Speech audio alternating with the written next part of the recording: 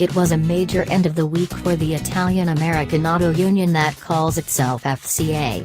Amid a long and astounding question-and-answer session, FCA's head Sergio Marchionne laid out plans that are to totally restore the previous fabulousness of the brands in the gathering. We effectively nitty-gritty what Marchionne has gotten ready for the majority of the brands, with some getting more consideration than others.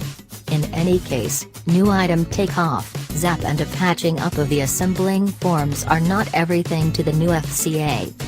It took Marchionne about 4 years to understand the gathering he is driving is the main significant automaker in the US without a hostage financing arm. So he set out to settle that.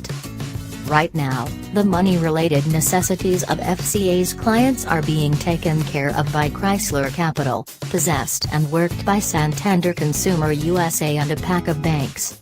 At some point in the undisclosed future, the carmaker would set up its own budgetary branch. The choice was made, says Marchionne, given the organization's prosperity on the neighborhood advertise.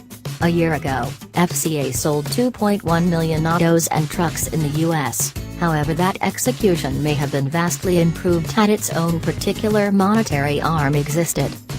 Given our solid money-related execution and enhancing credit profile, we trust the time is on the right track to seek after a US FinCo strategy. FCA will have satisfactory money to subsidize the value required and hopes to have the FICO assessment to make the FinCo financing competitive. It's not yet certain whether Fiat Chrysler would secure a current budgetary administration's business or make an altogether new one. The good decision would be obviously getting tied up with Chrysler Capital, and the carmaker says introductory chats with the elements owning it have just started. By and large, Marchionne's announcements on Friday were sufficiently intense to make FCA shares fall by 4.5% in Milan.